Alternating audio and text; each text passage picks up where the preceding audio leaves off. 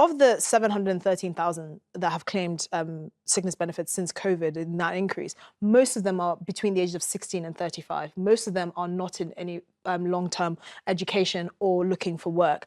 And so you have to ask, how did Britain get to the point where it just gave up on its young people and allowed them to be on sickness benefits indefinitely, not having to look for a job, the vast majority of whom are claiming for anxiety and depression?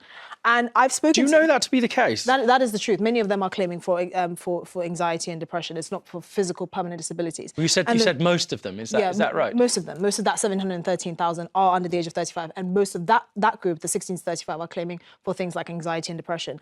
And what you have to look at, who is this disadvantaging? Well, it's actually disadvantaging people with real disabilities that cannot, under most circumstances, go to work. So I'm talking about people with physical disabilities. They can't walk, they have permanent spinal injuries, stuff to do, injuries that they've picked up from work, for example. They're saying they're at the back of the queue now because the system has become so bloated and swollen and the administration can't deal with it, that you have people that physically cannot actually work that are now being pushed to the back of the queue for a young person that, of course, yes, anxiety and depression is very serious, but really the answer isn't to allow them to be on sickness benefits indefinitely. Now, the reason why I suspect this is going to draw a lot of ire is because, you know, when the Tories say it, it looks like they're stigmatizing people on sickness benefits.